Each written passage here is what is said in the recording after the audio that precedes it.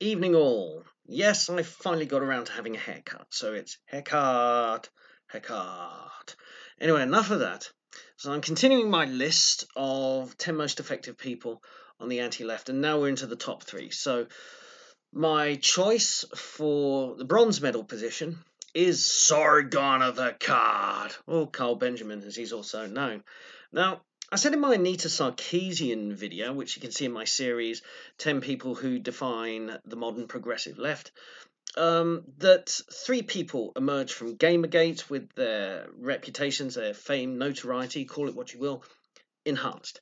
Anita Sarkeesian, Milo Yiannopoulos, and Sargon of Akkad. Now, Sargon is the only one of the three that didn't come from this kind of journalistic background where the other two had kind of patronage from publications, whereas Sargon is kind of almost a citizen journalist or a citizen political commentator, so to speak. And he emerged really without trace. He is one who has really come to the fore in the new alt media landscape, and he has become the kind of the prototype, as you will, or the maybe the in to coin a phrase he likes using, the example of the YouTube commentator, to which we have all been influenced by,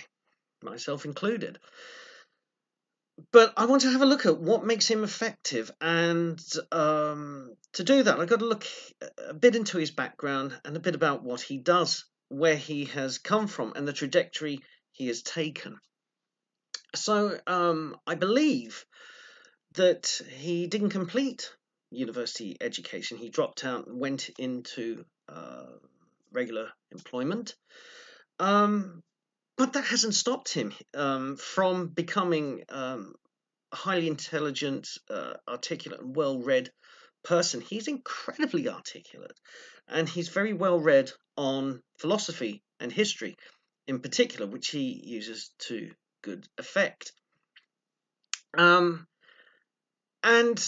one of the things I find appealing about Sargon is the fact that he talks about classical liberal philosophy, such as the tradition of Burke or Hume or Adam Smith. I'm trying to think who else he's mentioned. Thomas Paine. The great classical liberal thinkers. In fact, along with Dave Rubin, Sargon has popularized the term classical liberal. It is now entering the mainstream vernacular. And a lot of that is down to Sargon himself popularizing the phrase. And he's got people engaging with ideas of Burke, or Bentham's another one, and Bertrand Russell. So he's getting people interested in this material, and he's applying it in his observations of what is going on. Now, he's very famous for being critical of feminism, but I think what he would agree with is that it is not the feminism of trying to get women equal rights within the law that he has a problem with.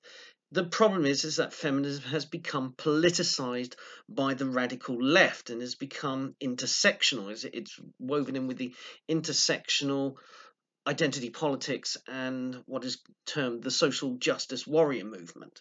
And that's where he has a beef with. And he has really refined his arguments on this subject over the years to the point where he is pretty much an expert on third wave feminism, by being one of its most staunchest critics. But as somebody who himself identifies as a kind of centre-left person, his political persuasions, he has drifted very much to the centre.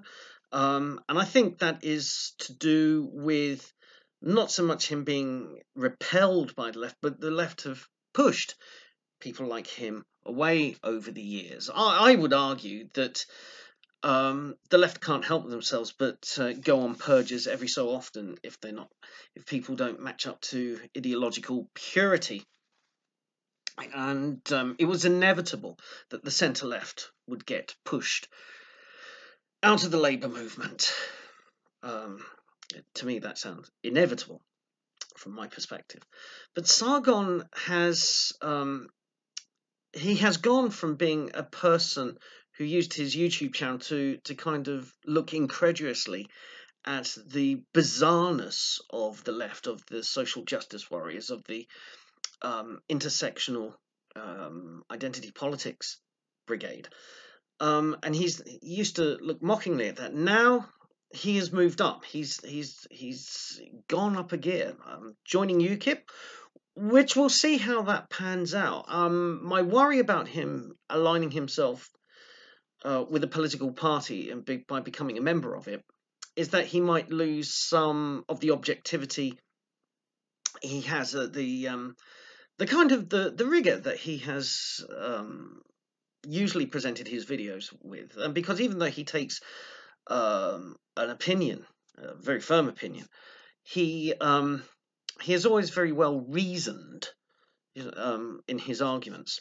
And I just worry that perhaps joining UKIP has nailed his colours to the mast, as it were, and we'll see perhaps a loss of objectivity, but we will have to see on that. I think it has opened doors. I mean, to him, joining UKIP has allowed him to travel to Strasbourg to see the European Parliament in action and to report on it, which I think is a very valuable service. But also, recently he has secured interviews with Steve Bannon. That was a revelation. I thought that was a fascinating video where Bannon was just allowed to explain his ideas. So you can actually, if you're going to criticise Bannon, you can actually criticise what comes out of his own mouth rather than having to only hear a part of it and then extrapolate the rest, which is what mainstream media does. He's got one coming up with O'Brien. No, not O'Brien. No, he's not James O'Brien. It's the spiked guy. I've just forgotten. I've just dried, basically. Yeah. Brendan O'Neill. That's it, Brendan O'Neill. How could I ever confuse that guy with James O'Brien? My apologies, Brendan, if you're watching this. So this is fascinating where Sargon is moving to, and he has caught the attention of mainstream media. He's been interviewed a number of times on Rubin and Rogan. I just wish he'd spent more time chatting with Dave Rubin and slightly less time chatting with Joe Rogan, especially when Rogan was going off on his kind of ancient civilization conspiracy theorist stuff. But it was very valuable. Carl is just extremely articulate. I think that's one of his most outstanding qualities. Even if, as some of his friendly detractors would say, he's weak on economics. So probably true, but I don't think that's where his gifting lies. I don't think everybody on the anti-left has to be kind of woke on economics. I think he is bringing both philosophy and history to the table. I bring mainly history and culture to the table. Other people, they bring different things, and I think we have to appreciate what Sargon brings rather than bemoan what he can't bring, because we're not all rounders. But he's extremely articulate, and he's being noticed by the mainstream media. He's been recently interviewed by BBC Radio, and where they want to engage with him, and they find him because he can, when he sits down and interview, be very reasoned and charming. And he was doing that, and I think that made the BBC's head spin a bit. They were expecting somebody a little bit more ranting and saying more controversial things. However, Sargon does have a controversial side. There's the dark side of Sargon. Let's talk about that. I mean, it manifests itself mostly in his infamous comment he made to Jess Phillips on Twitter. the infamous "I wouldn't even rape you, Jess," which is a very cutting remark. It's a humorous remark. I can see that it's a humorous remark, but it's very cutting and can be easily misunderstood. And I think what we've seen with Sargon, particularly in the last 12 months, is a kind of maturing of the man, where the edgelord and the shitlord is being replaced by the astute political and social commentator. I think the shitlord is still there deep down, but we're seeing less of it now. And I just think that's a maturing of him as his popularity and his media presence is being felt more. That he doesn't need to engage in these things before, but he still has very much the pulse of the internet culture. This is another thing that makes Sargon fascinating, is that he knows what's going on in 4chan. He brought he brought 4chan to my attention, as it were, by watching his videos. I had no idea what it was like. Likewise with Gab, he's got his finger on the pulse of the alt media scene, and I think he is pretty much. I can't think of too many other. I mean, there's PewDiePie, but PewDiePie is gaming and offbeat comedy. Whereas I think Sargon is the go-to guy for political and social commentary in the alt media, which is why he gets on my number 3 list. I think for a guy doing just pieces to camera and news commentary from a room in the house in Swindon, he wields a huge influence where he can now travel between Britain and America, giving talks, entering in debates, and that's one thing. Another thing I think he struggles with is the debate format. I think he is excellent in the chat and discussion format. So his interviews, when he is being interviewed, he's terrific. He's great value. When he does the interviewing, he's quite good, but obviously this is a new area he's moving into, so we're still seeing a work in progress there. Where I think he's come unstuck is when he's actually gone into debates, particularly with those on the progressive left. The combative nature of Sargon, I think he's rolled his sleeves up and gone in for a bare knuckle boxing contest, and he's had 2 quite strange debates. One was at VidCon where he is arguing with the chap. The chap just sort of got up and said, "Oh, I've run out of time, I've got to go," and that was very bad-natured. But it could have been handled better. And then he had one recently, this year's MythCon, where again he was expecting a kind of repeat of what he had gone through last year, and he wasn't getting that. He was getting a kind of more passive-aggressive shrug of the shoulders response from his opponent. So being combative in that way, I don't think did him any favors. I think Sargon, perhaps in the back of his mind, is preparing for the day when he and Anita Sarkeesian will actually be in a live debate. They'll be at their respective podiums, and I think he's in the back of his mind that's the kind of debate he's pondering. He wants somebody of that level. And I think in his previous 2 debates with the left, he has been swinging punches at somebody who he thinks might be bigger, more effective than they actually are.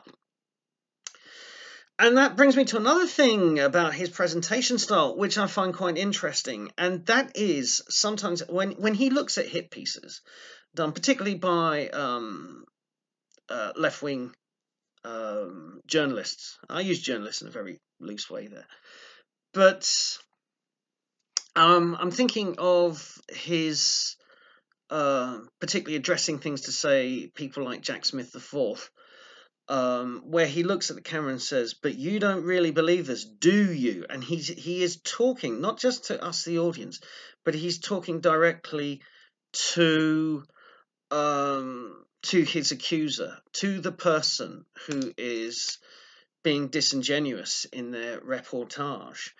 And I think what he wants to do there is actually hope that they're watching him, and maybe they are. As his presence grows more and more, his name is becoming more well known in these circles. I do wonder if the progressive left journalists and media hacks are watching him and taking down notes. Of course, they never they very rarely respond to him. And someone like Kevin Logan does, but certainly Jack Smith IV hasn't. A few of the others that he has looked at. I mean, I would love if Don Lemon responded to Sargon's video about. It was an excellent video where Sargon was saying that Don Lemon's comments about white people are hardly different from those used by Nazis to describe Jews. I would love it if Don Lemon responded to Sargon. It'd be fascinating. I think that kind of level will be fascinating. Who knows? It might happen. But in the meantime, I think the mainstream media are aware of Sargon, and there's a worry. There is. I think they are worried. Where is he going? Because for all his cutting remarks about Jess Phillips and some of the other really edgy stuff he's done, they know that there is someone with substance, someone who actually makes an excellent, very well reasoned point, very well articulated, and I think that scares them.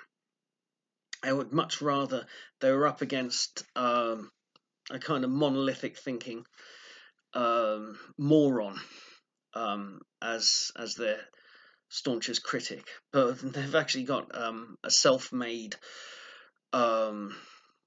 intellectual thinker. And I do think Sargon, as I said, despite the fact that he's perhaps weak on some areas like economics, I still think he is an intellectual because of the quality of those arguments that he advances, the research, the analytics, the linking it back to classical liberal philosophy. So I think he is a homespun, self-made intellectual. And that's something to admire. I think that's something that should inspire people to go out and read a lot more. So that's it. It's one of my longest videos, but then we are talking about Sargon of Akkad. Anyway, join me for my silver medal entrant, which I should be doing next week. Now, I've got another video in mind as well. But I wonder which one I'll do first. It depends which one I write the notes for first. So until then, have a great weekend, everybody. Remember, Armistice Day on Sunday, lest we forget, and pay your tributes and respects then. So, but until then, good night.